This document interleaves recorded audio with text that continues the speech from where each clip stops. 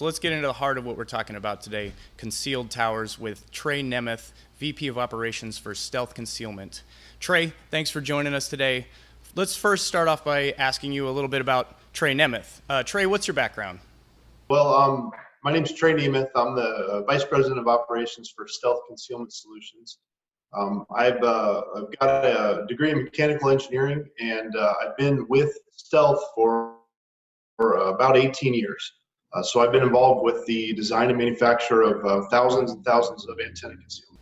Okay, Trey, so let's talk about your company a little bit. Tell me about Stealth Concealment. Stealth is founded in 1992. We design and build structures that hide antennas. In short, we're a custom design and manufacturing company. We're headquartered in Charleston, South Carolina, but we ship concealment products all over the country and occasionally overseas as well. We really only specialize in antenna concealment. So even though we've been in business for about 23 years now, we haven't really diversified outside of that. We like to think that we're the industry leader in concealment. We founded the industry, and so we've stayed true to our core set of capabilities. All right, Trey, and as we all know, there are a lot of places you can put a concealed tower. Can you give us some use cases? Where do you see the installations happening most? Generally, we don't know where the projects are going to be from one year to the next. It's a little bit of a moving target, but in general, we're being asked to conceal cellular sites and wireless sites in areas that have more strict zoning regulations. So as a general rule, those tend to be in suburban areas surrounding larger metropolitan areas, if that makes sense. But in general, we're being asked to put the concealed sites up wherever zoning or a landowner or building owner dictates that it has to be done. And so do you see more of these in the higher end neighborhoods than you do in maybe some of the lower income neighborhoods? Yeah, I'd say definitely so. And I think that, that might just have to do with the fact that in a higher end or more affluent neighborhood, there might be more of a demand for concealment because of stricter zoning or because of a neighborhood or area associations that are trying to keep the area looking as nice as possible. Certainly the not in my backyard crowd definitely influences the amount of work that we get in a given year and in a given location. That being said, we see the need for concealment popping up literally all over the place. So that's a general rule that you probably see it in the higher end suburban neighborhoods surrounding larger metropolitan areas. But in general, we see it anywhere. So anywhere that even if it's not would not be ordinarily considered a higher end area, if the zoning rules dictate that it has to be concealed, then it has to be concealed. Or if the property owner or the landlord requires it, then we're generally asked to get involved with that type of project. All right, and so do you work with a lot of carriers on these installations? And so who are most of your customers? Almost all of the domestic, United States wireless concealment work that we do are for all of the wireless carriers. So who is our largest customer in a given year? It kind of varies depending on how many sites are being built by each one in a given year. But the short answer is we do work for all of them.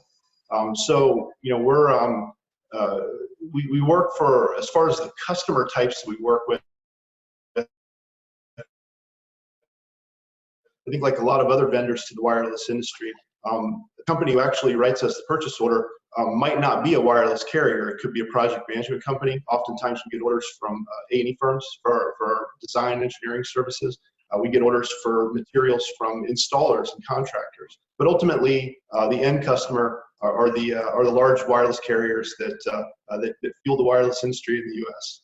So do the concealments ever result in any interference? In general, and this is something that I've got a lot of experience with, we have, anytime you put material in front of an antenna, it's going to cause some kind of loss or reflection. So what we try to do is come up with a portfolio of different concealment materials that will perform the best for the specific site and application.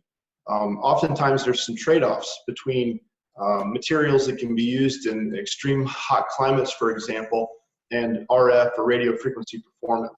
So, in general, we have a lot of testing documentation on our materials. Our customers, every year are asking for some different things that they want us to look at as far as the way the materials are concerned.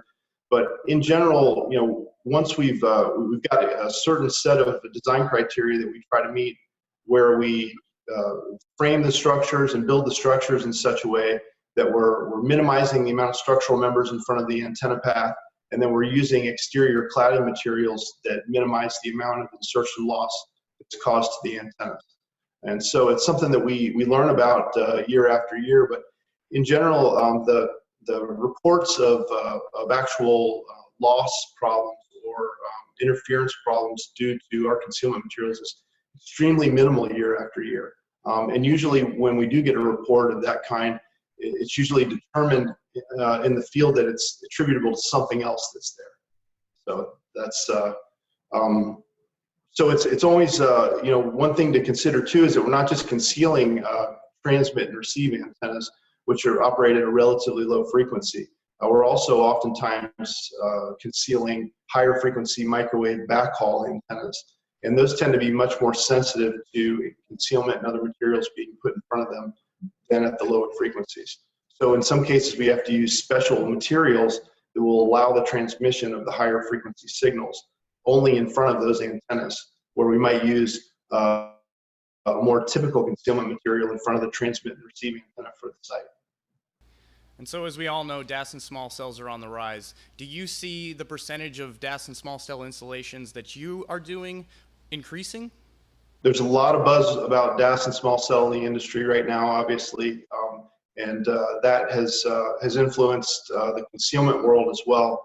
Right now, we're in the range of 10 to 20% of our work over the past few years has been DAS and small cell. And when I say 10 to 20%, I'm looking at the actual quantity of sites that we're building.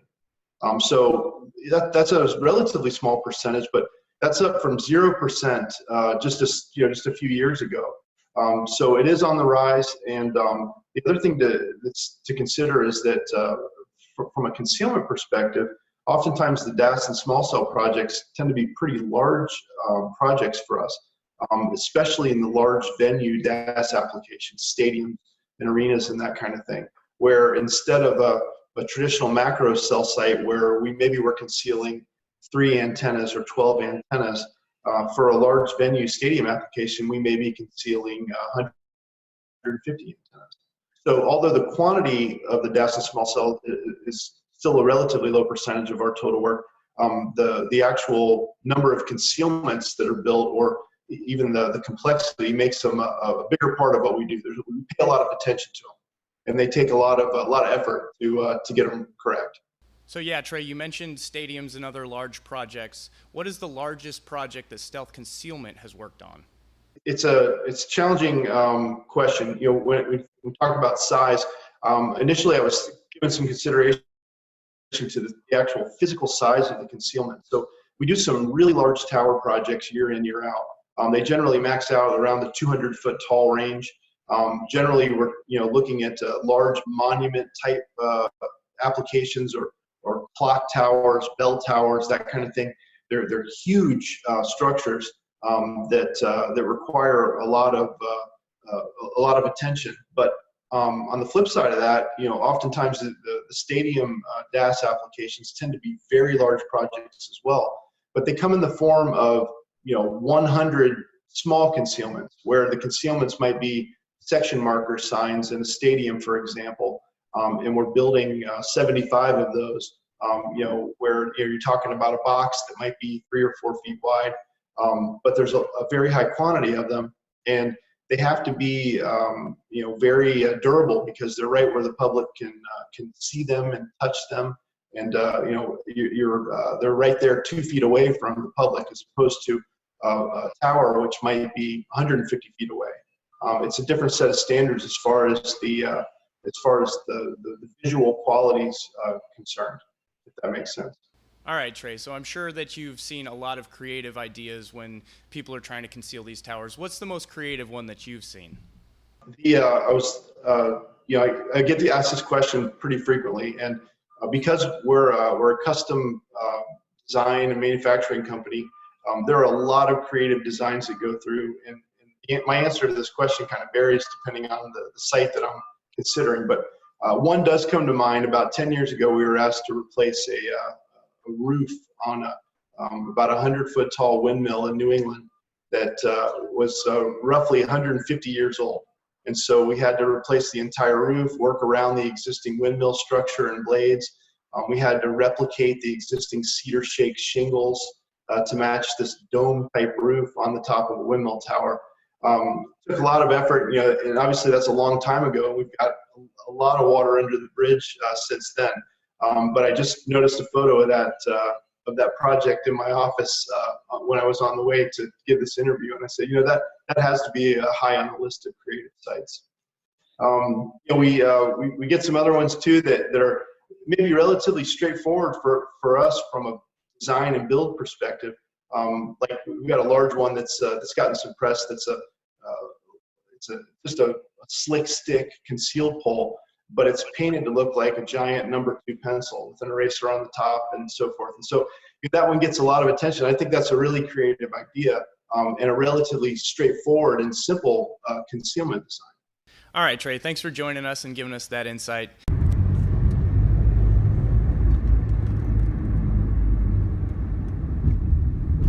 What are they making in that tree? 5G? Let's take a closer look. There's a workman working up there. Hiding in the tree.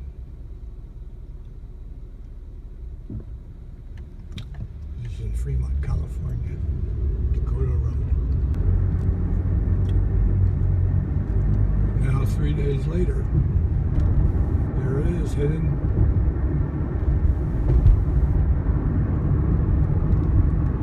So that's for driverless cars that W up the 5G and whatever they're trying to hide.